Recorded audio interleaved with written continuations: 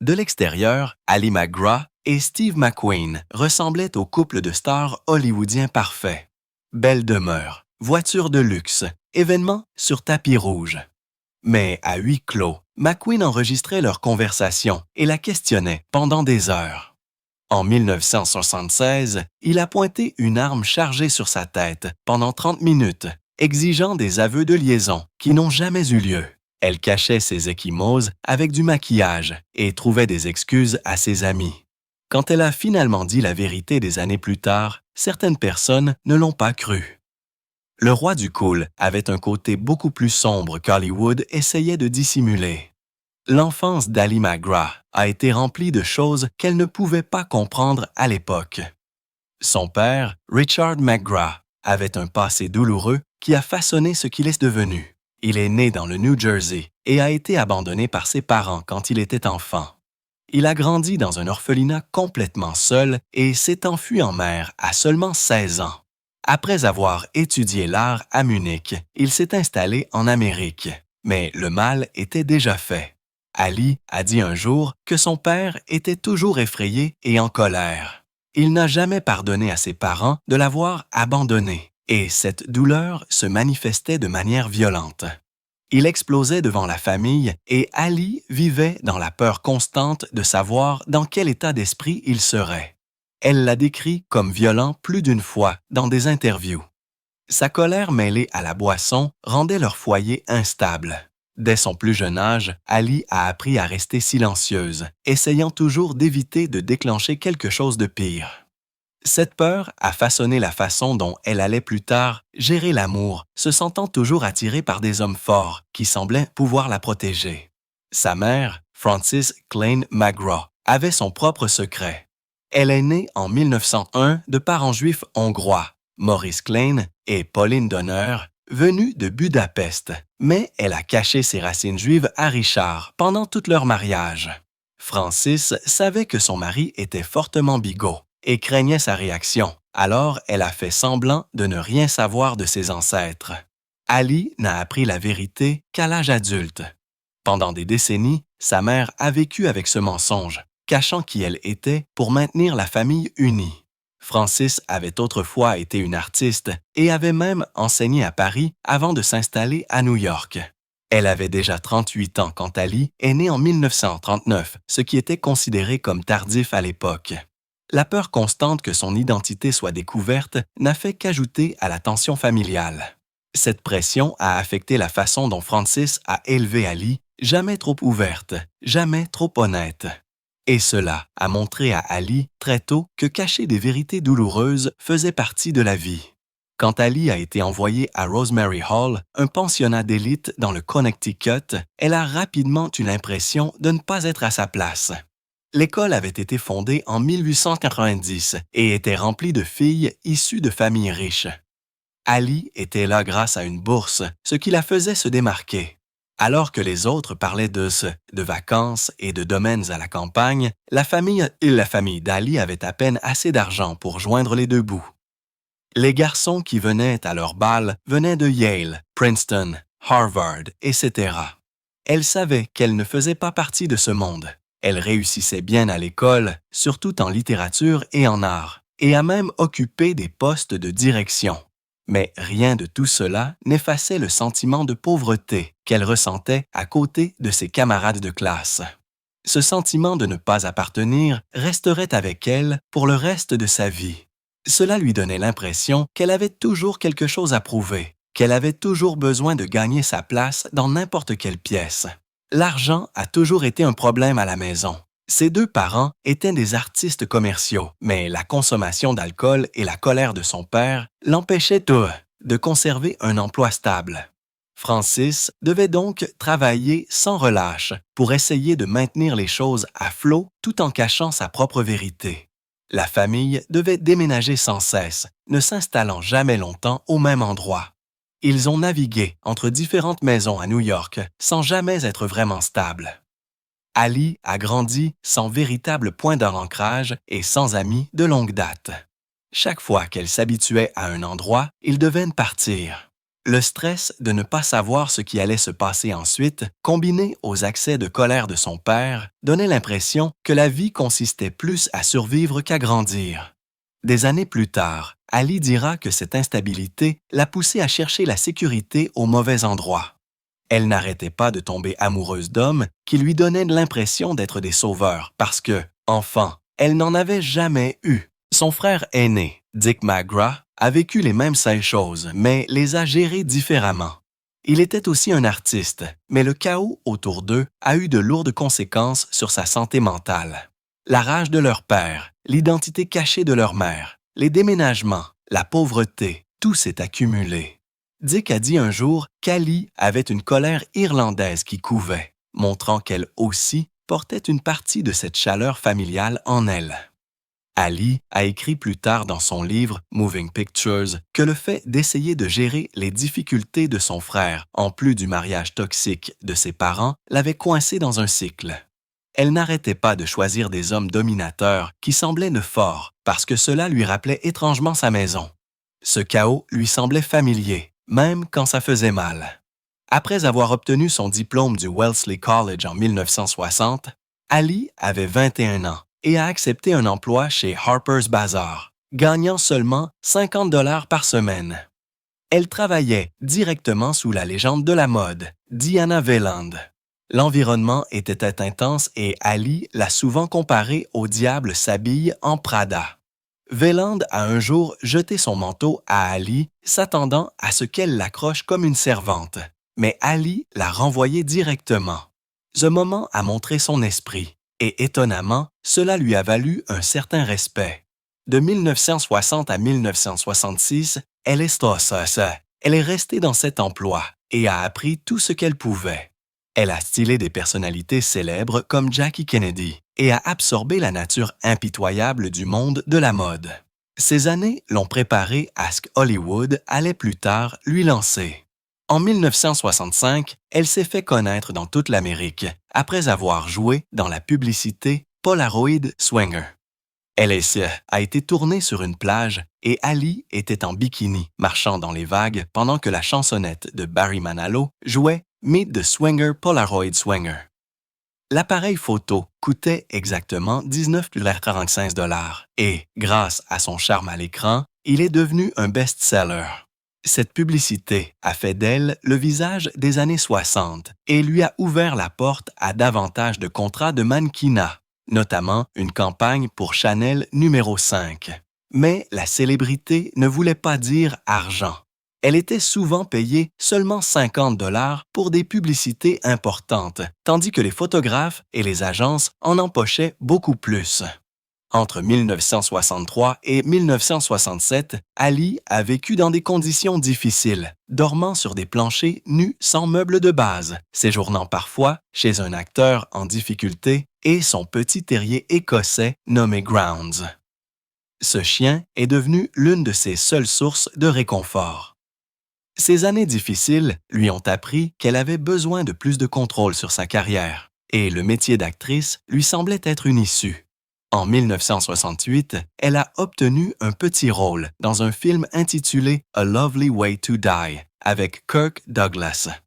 Son rôle n'était pas crédité et les critiques ont été sévères. Les critiques étaient si mauvaises qu'elle a eu envie d'abandonner. Elle a dit plus tard « Quand j'ai vu ces critiques, j'ai su que j'étais dépassée. Mais au lieu d'abandonner, elle a commencé à étudier sérieusement la méthode de l'acteur. » Cet échec a allumé un feu en elle. Un an plus tard, en 1969, elle a donné une performance marquante dans Goodbye Columbus, prouvant à tout le monde qu'elle avait du talent. Entre 1966 et 1968, sa vie personnelle a également changé. Elle avait épousé un homme de Harvard, mais le mariage n'a duré que 18 mois.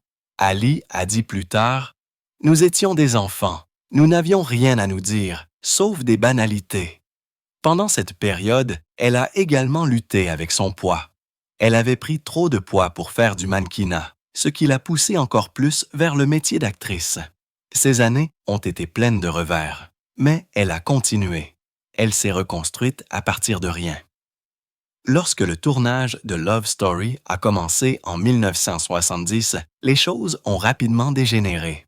Le film était initialement censé être tourné à Harvard, mais la presse et le public ont inondé le campus.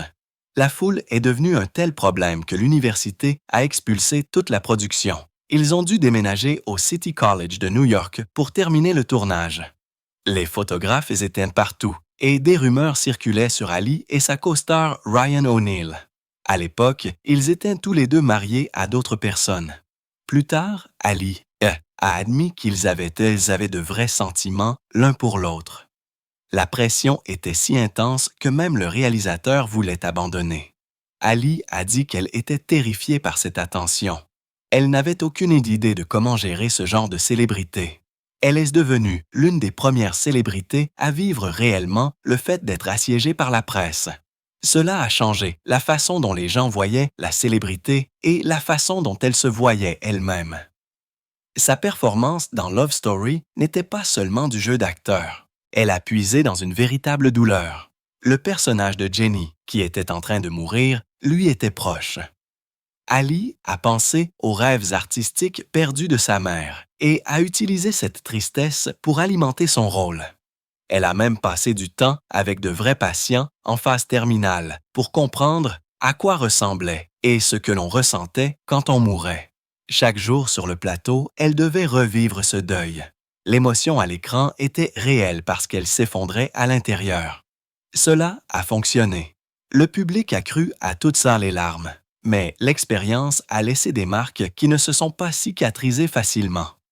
Pendant ce temps, Steve McQueen est né le 24 mars 1930 à Beech Grove, dans l'Indiana. Son vrai nom était Terrence Stephen McQueen. Dès le début, la vie a été dure.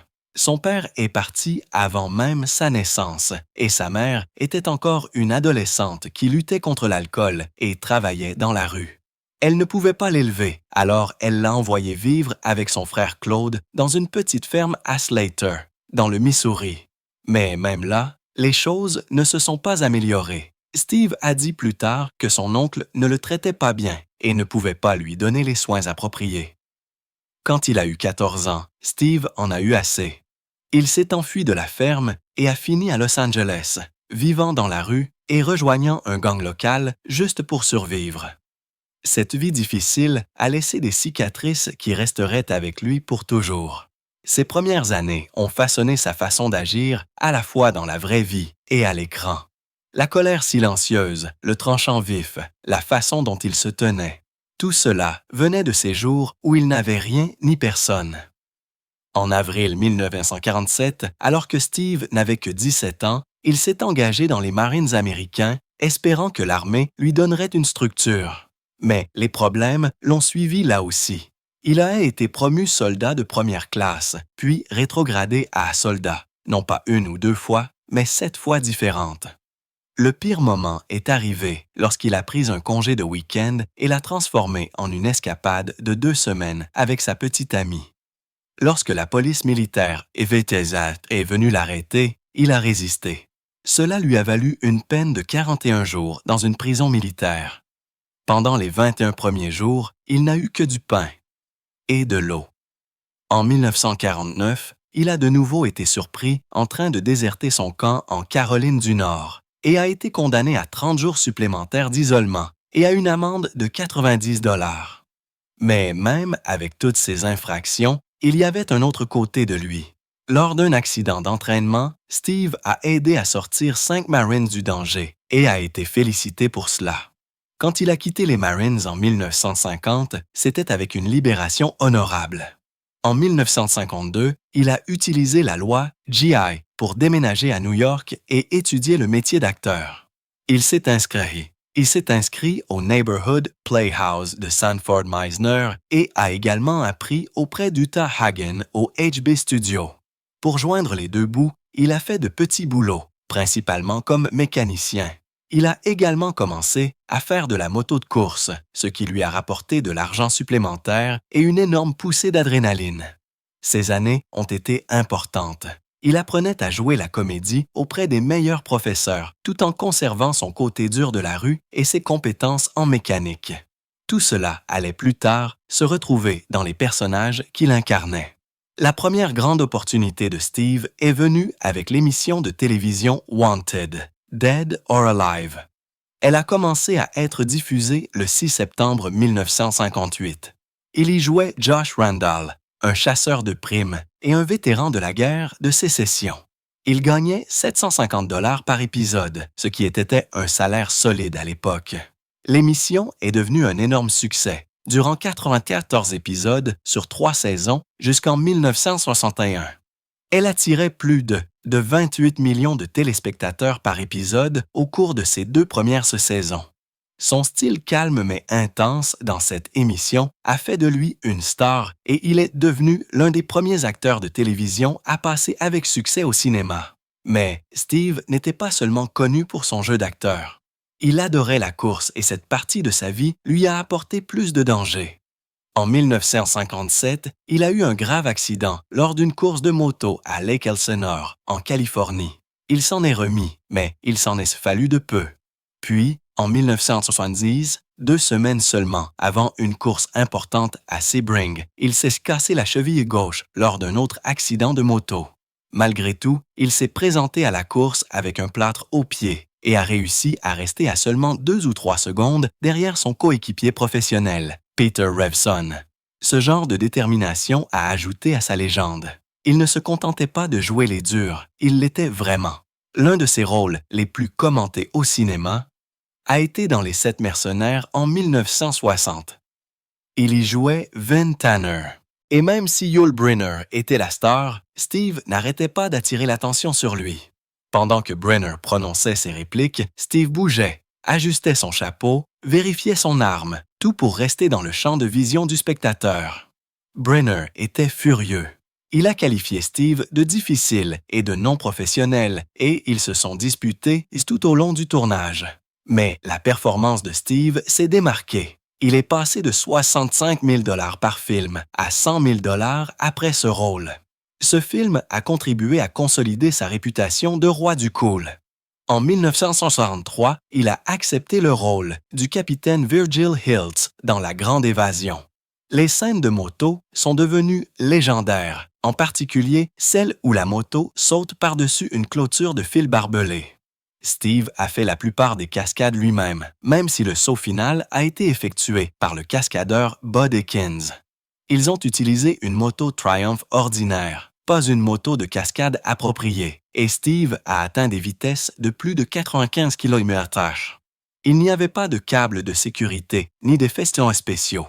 Tout était réel, et cela aurait pu très mal tourner. Mais cela faisait partie de ce qui faisait de lui ce qu'il était. Il voulait le danger, puis sont venus. Les canons de Saint-Sébastien en 1966. Le tournage à Taïwan était censé durer 9 semaines. Il a duré 7 mois.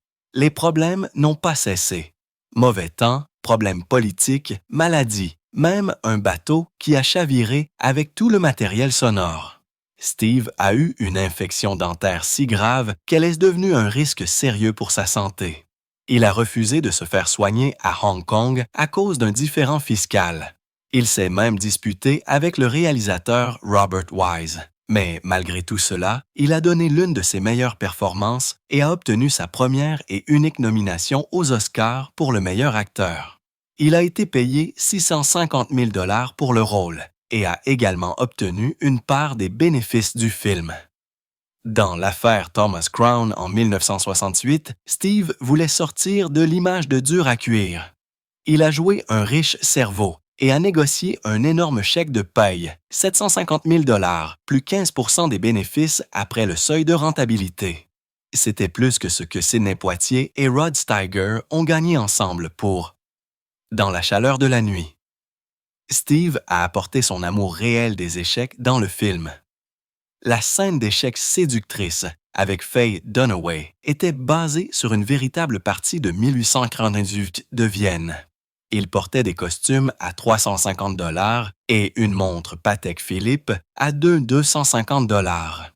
Pour une fois, il a joué un rôle soigné au lieu de brut, mais a conservé cette intensité tranquille. Plus tard, la même année, Bullitt est sorti en salle. Il contenait l'une des poursuites en voiture les plus célèbres jamais filmées. Steve conduisait une Ford Mustang GT Fastback de 1968 avec un puissant moteur V8.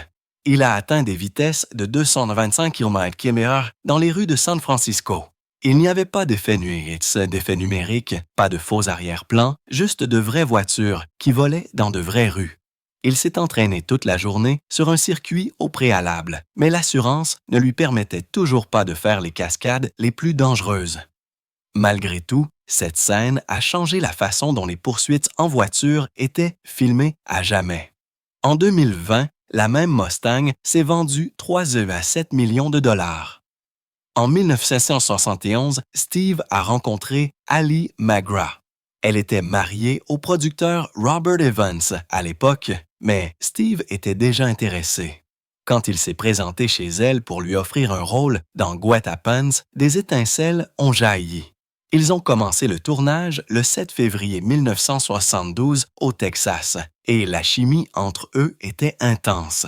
Steve a rapidement commencé à l'inviter à des dîners privés. Elle a dit qu'elle était obsédée par lui dès le début, et ils savaient tous les deux où cela allait mener.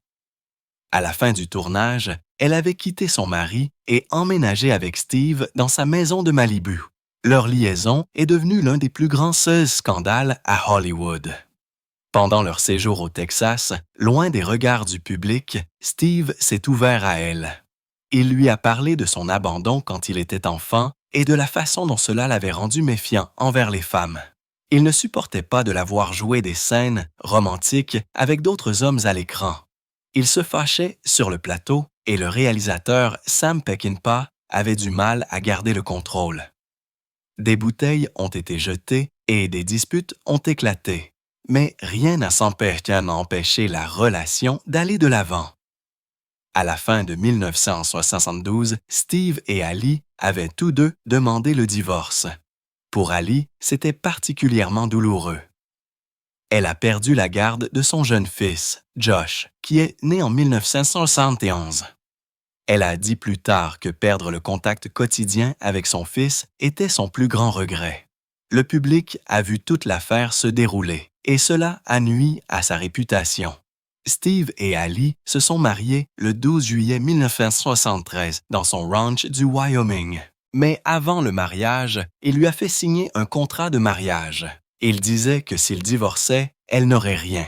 Des amis l'ont averti de ne pas le signer, mais elle l'a fait. Après le mariage, Steve McQueen ne voulait plus qu'elle travaille. Elle venait de devenir l'une des plus grandes stars d'Hollywood après son énorme succès dans Love Story en 1970. Mais McQueen lui a dit clairement « Aucune femme à moi ne travaille ». Elle a donc tout abandonné. Elle a refusé le rôle principal dans Gatsby le Magnifique, un film qu'elle avait contribué à lancer en production. Pire encore, elle a dû refuser un rôle dans Le Parrain 2, qui est devenu plus tard l'un des films les plus célèbres de tous les temps. Dans son livre de 1990, Moving Pictures, elle a dit qu'elle avait renoncé à sa carrière, non seulement à son apogée en termes de popularité, mais aussi en termes de potentiel de gain. Au lieu de jouer la comédie, il est resté à la maison, comme McQueen le voulait. Il vivait dans une maison de 17 millions de dollars à Malibu.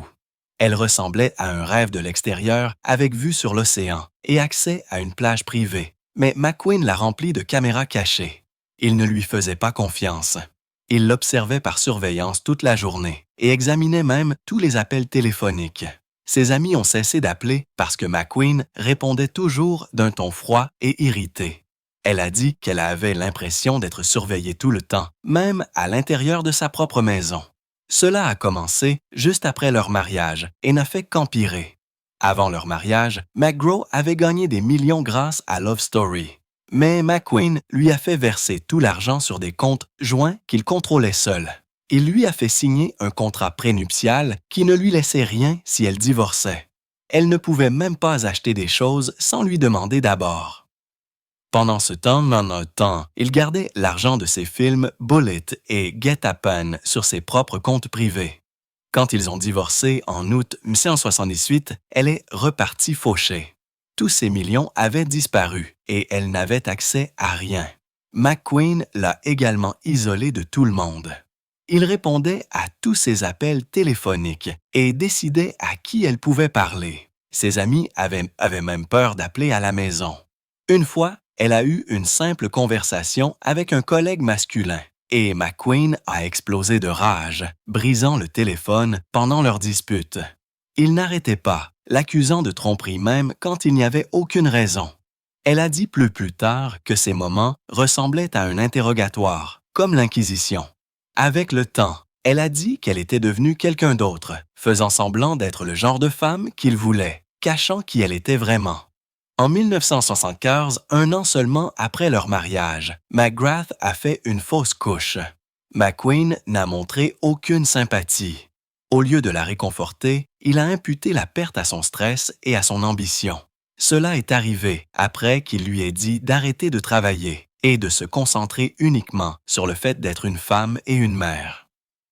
Le moment a révélé le peu de soins émotionnels qu'il lui accordait. Elle était déjà perdue et seule, et cela a empiré les choses. Leur problème n'était pas seulement émotionnel. La colère de McQueen est devenue physique. Pendant le tournage de What Happens en 1972, il l'a giflé violemment pendant une scène, et cela ne faisait pas partie du script. Elle a été tellement choquée qu'elle a oublié ses répliques. En 1975, il la frappait plus souvent, surtout quand il était ivre ou défoncé.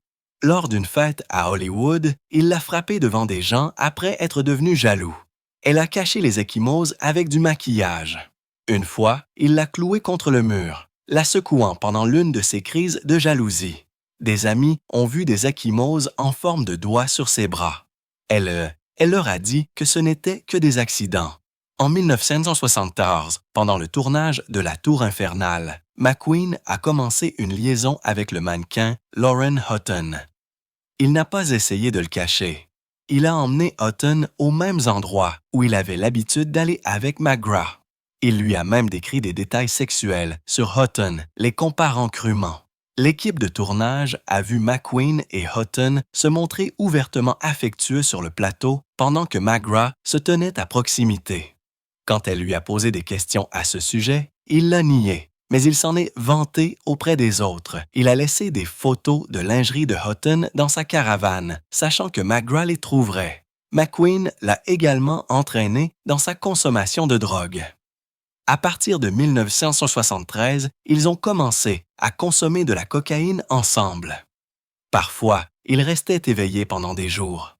Il la questionnait sans arrêt tout en enregistrant ses réponses, convaincu qu'elle l'avait trompé.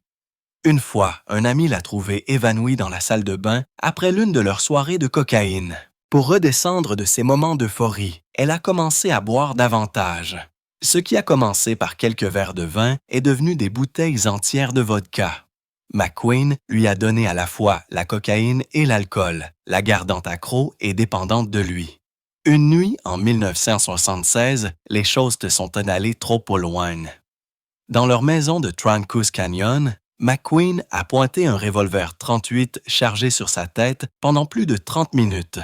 Il n'arrêtait pas d'enclencher et de désenclencher la sécurité, déplaçant l'arme sur son cou et sa tempe, exigeant qu'elle avoue des liaisons qu'elle n'avait jamais eues. Les voisins l'ont entendu crier. Il avait fait des choses similaires avec sa première femme, Neil Adams, en France en 1971. Mais avec McGrath, l'arme était chargée. Il avait commencé à acheter des armes après les meurtres de Manson, disant qu'elles étaient pour la protection, mais il les utilisait surtout pour lui faire peur. Il les nettoyait et les chargeait devant elle, enclenchant les balles tout en la questionnant. Il jouait avec ses émotions. Une nuit, en 1975, elle l'a interrogé sur ses dépenses et il l'a enfermée hors de la maison. Elle a dû dormir dans sa voiture pendant qu'il restait à l'intérieur avec une autre femme. D'autres fois, il se montrait affectueux, lui achetait des bijoux ou l'emmenait en voyage. Mais ensuite, il l'humiliait à nouveau, comme en lui faisant servir le dîner à d'autres femmes qui l'invitaient et en les faisant asseoir à sa place à table. De 1973 à 1968, il a refusé de la laisser accepter des rôles au cinéma. On estime qu'elle a perdu 2 millions de dollars pendant ces 5 années. Il surveillait ses appels, lisait son courrier et lui interdisait de voir d'autres actrices. Quand elle a fait une autre fausse couche en 1976, il n'a montré aucune sympathie. Il l'a même accusé de l'avoir fait exprès pour le blesser. En 1977, McGraw a finalement demandé le divorce. Mais ce contrat de mariage qu'elle avait signé en 1973 signifiait qu'elle n'obtenait rien. Elle n'a reçu aucun bien, pas d'argent, pas même une partie de son assurance vie, à l'exception d'une petite police de 100 000 $. Après 5 ans de mariage, elle est partie avec seulement ses vêtements et sans emploi. Avant le mariage, elle avait gagné plus d'1 million de dollars grâce à Love Story. Maintenant, elle n'avait plus rien. Après le divorce en 1978, McQueen a commencé à répandre de fausses histoires salées sur elle. Il a dit aux gens d'Hollywood qu'elle y était instable et difficile à travailler. Cela a détruit sa carrière. Les producteurs et les réalisateurs ont cessé d'appeler. La femme qui avait autrefois remporté des Golden Globes et avait été nominée aux Oscars était maintenant considérée comme une source de problèmes. McQueen a fait croire qu'elle avait ruiné son précédent mariage avec Robert Evans et qu'il était impossible de travailler avec elle. Rien de tout cela n'était vrai, mais cela l'a empêchée de trouver du travail. Elle a dit plus tard qu'elle se sentait complètement vide, comme s'il ne restait plus rien en elle. Puis est venu le coup de grâce. En janvier 1980, McQueen a épousé le mannequin de 25 ans Barbara Minty. Il était déjà en train de mourir d'un cancer. Il est mort quelques mois plus tard, en novembre 1980, à l'âge de 50 ans. Mais en épousant Minty, avant de décéder, il s'est assuré que McGraw n'obtienne rien. Ses 12 millions de dollars de patrimoine sont allés à ses enfants et à Minty. Elle a reçu ses objets personnels, ses collections de voitures et ses droits d'auteur sur ses films. McGraw, qui avait tout abandonné pour lui, n'a rien reçu. Après le divorce, les problèmes financiers de McGraw étaient si graves qu'elle a dû mettre aux enchères ses objets personnels juste pour payer ses factures. Elle était sans emploi depuis 5 ans et était maintenant considérée comme une vieille nouvelle. Elle a dû accepter n'importe quel rôle qui se présentait à elle, aussi petit soit-il. Elle est passée des jets privés de luxe à une simple survie. Elle s'est tournée vers l'alcool pour faire face à la situation. Elle a dit qu'elle avait touché le fond. En 1978, dans l'une de ses premières interviews après le divorce, elle a dit qu'elle regrettait d'avoir épousé McQueen. Elle l'a qualifié de vicieux et d'instable. Bien qu'elle n'ait pas révélé toute la vérité à l'époque, elle a dit qu'il lui interdisait de faire des scènes romantiques et qu'il l'interrogeait pendant des heures. Elle a admis qu'il avait une fois pointé une arme sur sa tête. Ils ont tous les deux été infidèles à la fin, essayant d'échapper à un mariage qui était déjà brisé. Elle a dit qu'elle s'était complètement transformée pour être la femme qu'il voulait, mais qu'elle avait perdu qui elle était vraiment. En 1986, McGraw est entrée au Betty Ford Center. Elle pensait qu'elle était là pour un cœur brisé, mais elle s'est vite rendue compte qu'elle avait un problème d'alcool. Elle a dit au médecin qu'elle buvait une bouteille de vin tous les soirs. Au Betty Ford Center, elle a finalement fait face à la vérité. Elle a dit « Être amoureuse était ma véritable drogue de prédilection. » Le traitement coûtait 21 000 $ par mois. Cela a changé sa vie. Elle a compris que sa célébrité et son argent lui avaient permis de cacher sa douleur pendant des années. En 1991, elle a publié ses mémoires, Moving Pictures. Dans ce livre, elle a dit la vérité sur les abus de McQueen, émotionnels, physiques et financiers. Elle a écrit qu'il avait déversé sa rage et sa méfiance sur toutes les femmes qu'il a rencontrées, en particulier ses épouses. Elle a dit que cela venait de la douleur d'avoir été abandonnée par son père. Certains fans l'ont critiquée pour avoir parlé, mais de nombreuses femmes ont trouvé de la force dans son histoire. En 2018, elle a donné une autre interview. Elle avait alors 69 ans et était sobre depuis plus de 30 ans. Elle a dit « J'aurais aimé que nous ayons tous les deux vieilli sobres. » Elle a repensé à leur amour avec des sentiments mitigés. Il y a eu des moments heureux, mais la douleur et la toxicomanie ont tout gâché. Elle a admis qu'elle avait également joué un rôle dans tout cela, en encourageant son comportement et en ignorant ses propres besoins. En 1994, elle a déménagé à Santa Fe, au Nouveau-Mexique. Elle a quitté Hollywood pour de bon. Elle s'était concentrée sur le yoga, la méditation et l'aide aux autres. Elle est devenue active dans le sauvetage d'animaux et a soutenu les survivantes de violences domestiques. Elle a dit que Santa Fe lui avait apporté la paix, l'espace et la guérison. Elle a cessé de courir après la gloire et a commencé à vivre pour elle-même.